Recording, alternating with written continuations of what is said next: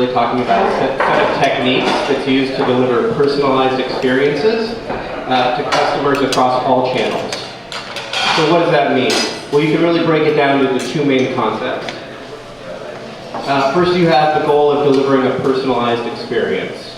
We all know that no two people are the same. Everyone has their own sort of unique needs and desires and situations. As marketers, we try to help the brands that we work with deliver as close to a one-on-one relationship as possible with our brands.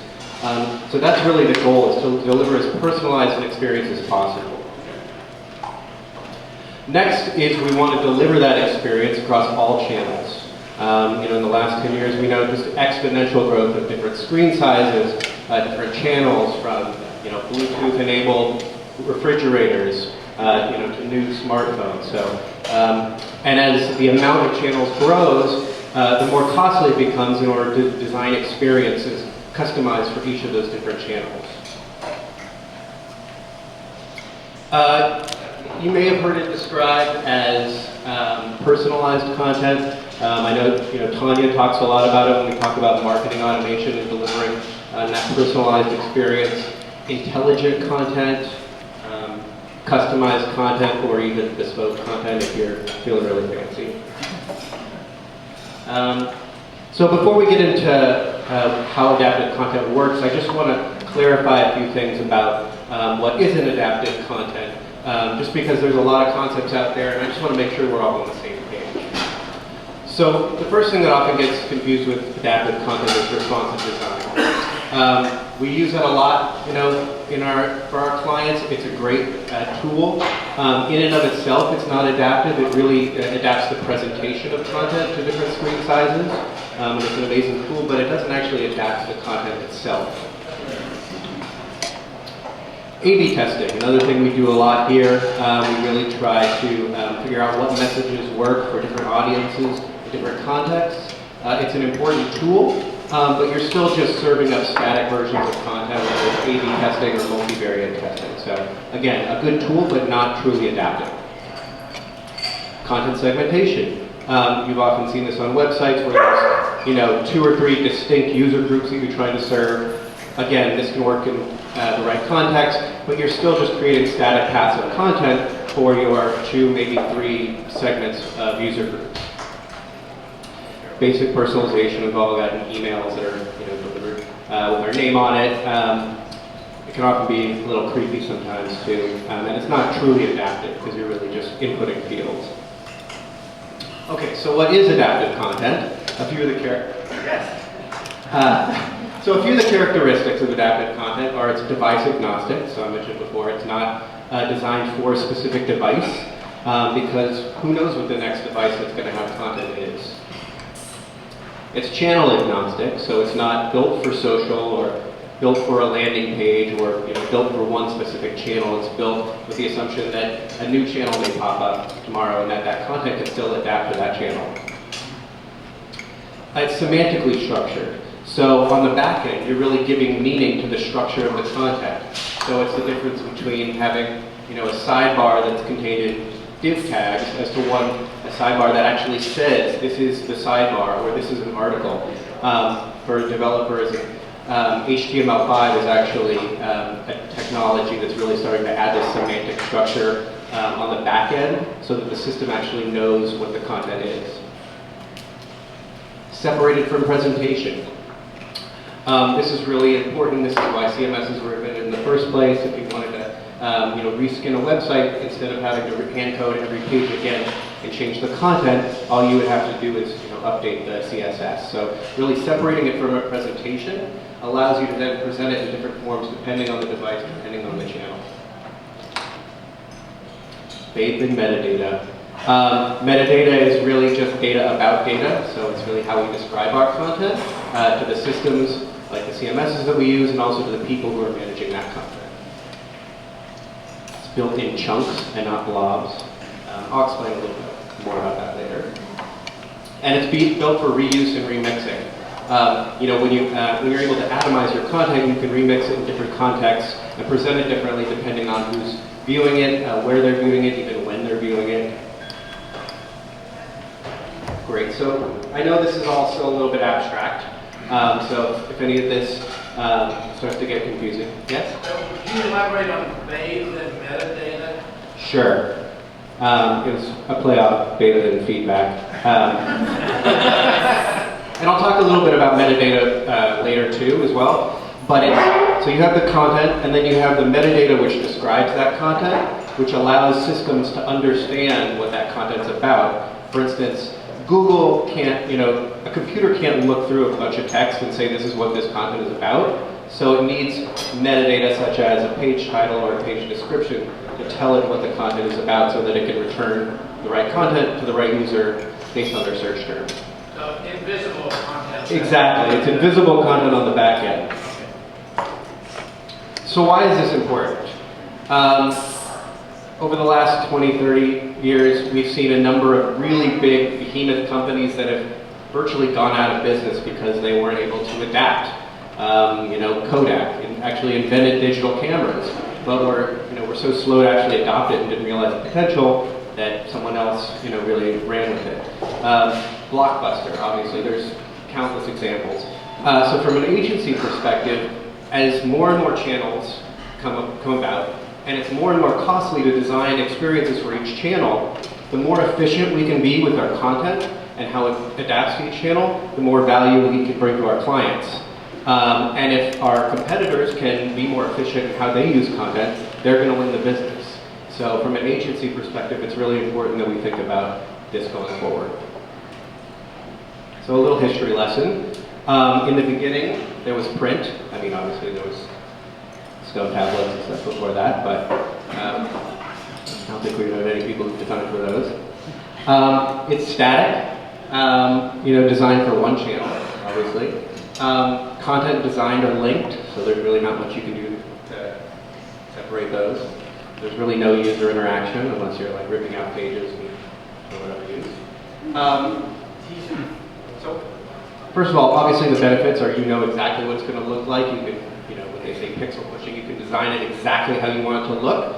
On the negative side, it's really just for one channel. You can't really repurpose it. The message is there. If for say they actually find out that cigarettes, aren't good for you, you can't really change the message up. Next, you have the early web. As you can see, you get these really beautiful hand-coded pages from people who are really excited about certain subjects, like high-calling talkers. So here you start to see CSS, so you have inline styling, so you can do small changes, some basic interactions, so hyperlinks, which are the basic interaction of the entire web, but still you don't have a lot of flexibility. One thing this did also was it made publishing content was so much easier. So it made it 100 times easier to distribute content because anyone could go on the web and anyone could do it with a computer. So this created a lot more content and also a lot of more niche content. So people started expecting that there was going to be content out there that fit their specific interests. Whereas before it was really what is the magazine telling you. Now you can actually go and find what you're interested in. So people set that expectation that they're going to get a personalized experience. It's moving away from like the Yahoo and Alta Vista, homepage portals to Google, where you're actually doing the searching and you're finding what you're interested in.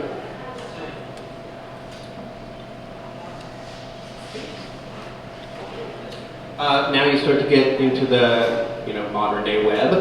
You get more CMS capabilities. You can do a lot more interaction.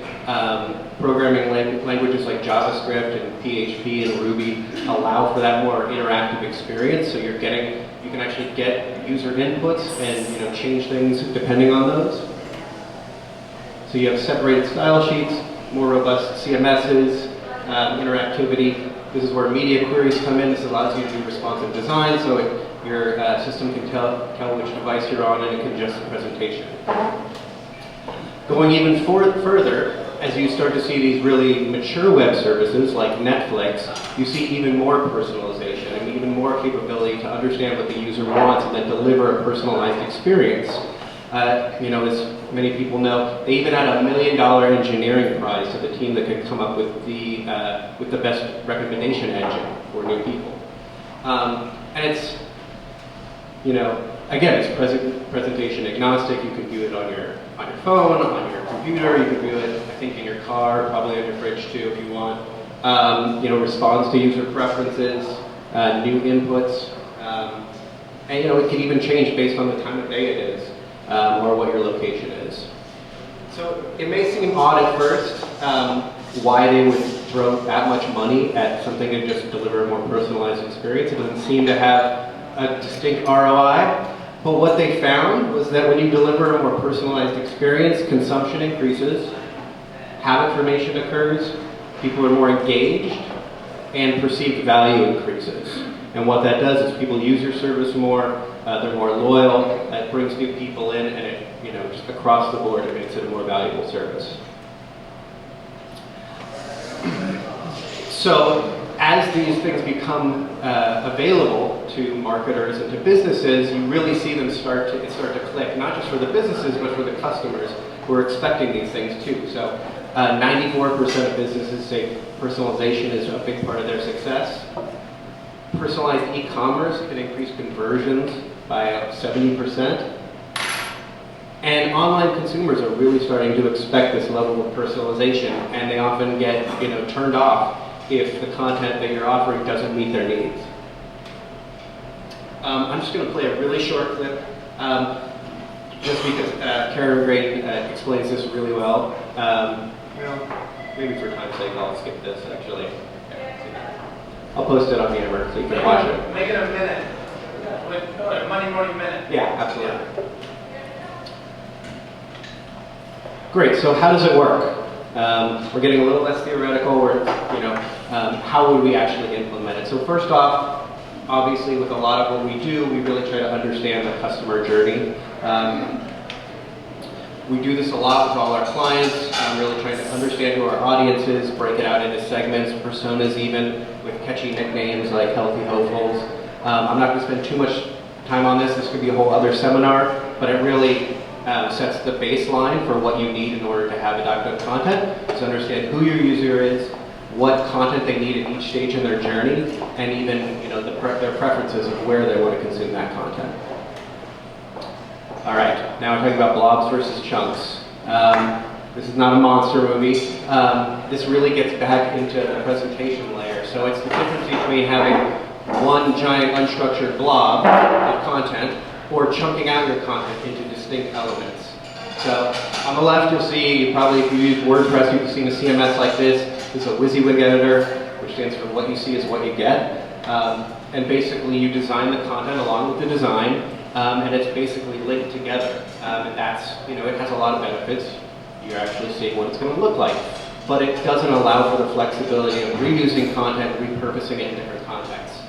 On the right, you have a more atomized CMS. You see it's, you know, open text fields, drop-down menus, yes or no, Boolean questions. It doesn't look as pretty, but this allows you to have a database of content, then you can port it into a design like this or 100 other permutations. All right, now we get to the metadata. So like I mentioned, it's just data about data. So for instance, if you have a TV show, maybe it's an episode of Mad Men, what are the different elements that make up that piece of content? So there's your title, your description, maybe what season it is. These are all elements of metadata that the user may not actually see, but that helps describe that content, so that if someone's searching for, you know, all episodes in season 3 or about a specific storyline, you can search on that data because it's there in the backend. You also need a taxonomy, so common terms that you use to describe things. If you have just an open text field where anyone can put any genre in, you're going to have a lot of duplication. So in this level, you actually have to say, okay, what are the 5 or 6 genres that we can choose from in the drop-down menu? So you really need to control the naming of what things are and also the hierarchy. So for instance, a TV show is part of, has episodes which have actors in it. So you're really setting up that structure on the back end. So this is just an image, and this is on the right all the metadata that could be associated with it. when it was taken, who took the photo, what's the file size, what time of day is it. So these are all things that allow you to then search on the back end for all images that feature a young couple, for instance. These are all things that describe this image. So the art directors in the room might want to chew my head off. Take this with a grain of salt, but metadata is the new art direction. It's something that, when you have robust metadata, you can use it to create these business rules based on editorial decisions, based on art director decisions, that can automatically change the presentation of the content, even the content itself, based on a set of parameters. So for instance, say, maybe you want to set a rule, when an article is satire, use a specific typeface. Common Sans, I'm assuming. So in this case, the content is your article. Satire is the metadata, so that's the genre it is. And based on that, you can say, here's the business rule that we're going to set up.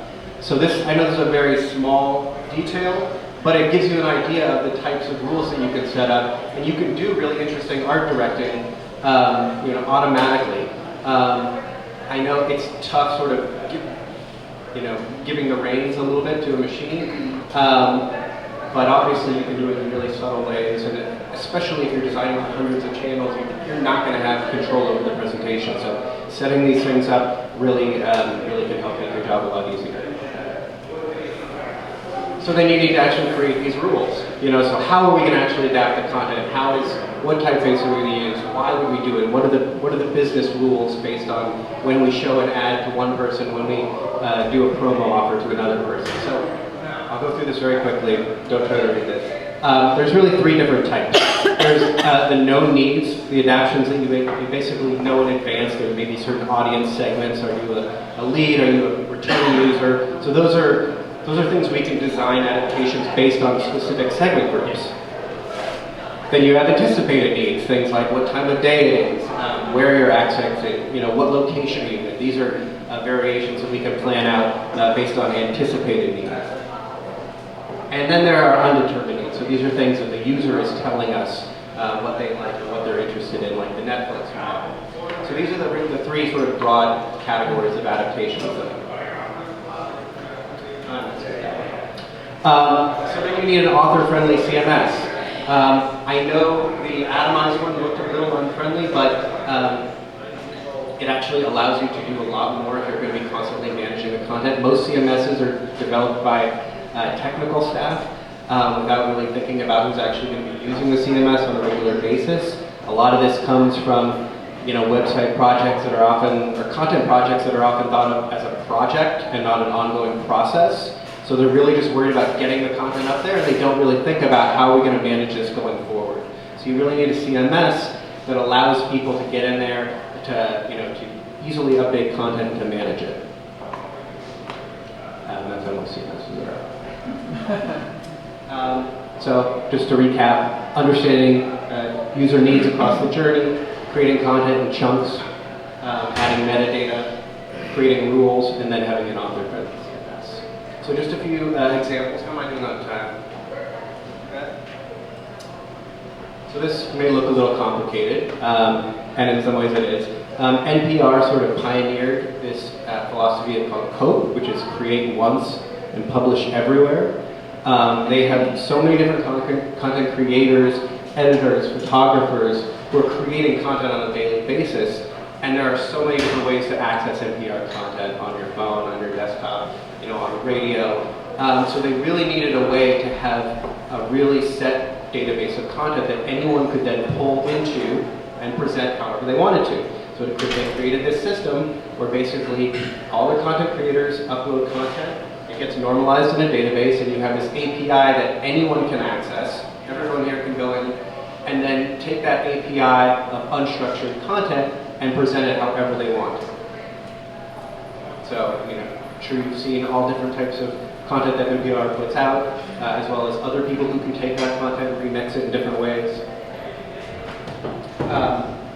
They actually, after implementing this system, page views increased by 80% because they were able to not just have content on their homepage, but actually have content in the channels that people were consuming that. Just an interesting little example here of adaptive content as opposed to responsive content as opposed to responsive design. So for instance, maybe you have a call to action that, that says something different depending on the device. So maybe if you're on a laptop, it says click. If you're on a tablet, it says tab. Or tap. Maybe if you're in your car, it says say select. So that's an example of where content can actually be responsive as well. We have a lot of clients where they have long-time customers, and we're trying to really understand their value and then offer up different experiences. I know we're doing this with public storage, understanding who's a high lifetime value. So there are really interesting things you can do in terms of messaging, even between new and returning users. So by understanding your segment groups and then what you want to, for instance, here we're saying there's new users who haven't signed up for an email, or maybe they're signed up and they're somewhere it snows in the winter. So you can actually offer up content based on what you know about a user to give them a more personalized experience. So you have a high-value customer. Maybe you can offer just high-value customers a specific promotion to get them to come back and consume more. So for instance, if you have a logged-in state, we're really trying to think about this for Toco as well. That how do we message to reoccurring customers to get them to stay with Toco? Because that's one of their business challenges is retention and making sure people stay for a longer period of time. You can have, just change the messaging on the homepage. Whether you're a first-time user, whether you're a new user, so you can give different messages. So this is a project I worked on at my last agency. We redid the MGM Grand website, but it wasn't just their website. So they own 10, 11 different hotels on the Strip. So they wanted a platform that actually could support all of those. And as we were building it, we really tried to think of all the different ways that we may want to adapt content when someone's in a casino. So we thought about the channel. You may be a phone, you may be a desktop, you may be a digital signage as you're walking through the casino. Location, are you in Vegas? Are you at home researching before you come to Vegas? Are you near anything that we offer? Are you within 100 feet of a restaurant that's open? Date, so maybe if you actually created an account and you said when you're going to be in Vegas, maybe we only show you content that's going to be there, only concerts that are going to be when you're going to be in Vegas. What time of day it is. Obviously, nothing really closes there, but certain restaurants may have an open and close time, so maybe only show restaurants that are currently open right now, or even combinations of these two. Only show me restaurants that are currently open right now in my preferred cuisine style, and that's within walking distance. Personal preferences, if you like music more than going to see shows, and business priorities. Maybe all the inventory at this hotel is booked, so maybe we want to show you an open room at one of our other hotels, so you can really optimize and get the most out of it. Because obviously pricing changes minute by minute in Vegas based on a lot of different factors. So in this way, you can really get unused inventory out there and really increase your ROI. Like I mentioned, cross-marketing. So how do we do this? We created a content model. We created content types. So a restaurant, which what you're looking at here would be a content type. A show might be a content type. A room would be a content type. Then you start looking at the elements that make up that content type. What's the is there a short and long description? How many images are associated with it? What's the square footage? For a restaurant, what's its geolocation? What's its price range? So this is actually what allows you to do all those adaptations that people see on the back end, that provides a seamless experience that the user actually doesn't see all this. So this is what, and I've tried to start introducing content modeling a little bit on some projects, and I'm going to keep trying to do it a little bit more because it really helps both the content and the design process. Just a couple quick slides on technology about time. You may have heard a lot of talk about optimizely Marketo, I know we use in the building. Tanya is a specialist with that. There are a lot of great marketing platforms that we can and should be using in order to do this type of content. There are some drawbacks to using someone else's platform, obviously. Obviously, the landing pages and the content are managed in the platform, so it's not truly adaptive. But I think it's a great way to get our feet wet and to start experimenting with how we can start personalizing content to our clients. And then, once we get better at that, we can implement some more robust experiences. I know we're trying for the Phelps website itself to sort of implement some level of personalization. No promises though. Truly adaptive content. You've heard me talk about CMSs. There's a concept of a headless CMS. And it's really just a CMS as a database, which just manages the content, doesn't say anything about the presentation layer. And what it allows people to do is allows designers to take this feed of unstructured content and present it however they want based on their channel. You still have one database of content, whether it's powering a mobile app, a website, digital signage, skywriting, not that last one. Okay, so I know this is still very abstract, and I think it's starting to become less and less abstract. I just really think that this is going to be the future of managing content going forward, and I think we have a really great opportunity here to understand this technology, see where it might provide value. Obviously, a lot of content we manage right now is not because it's going to work. Maybe it's not right for certain solutions. But any way where we can make our processes more efficient, give our designers more control about how things are presented in different contexts, and make managing their content more efficient and providing extra value for our clients, I really think we can add a lot of value. So just keep adapting.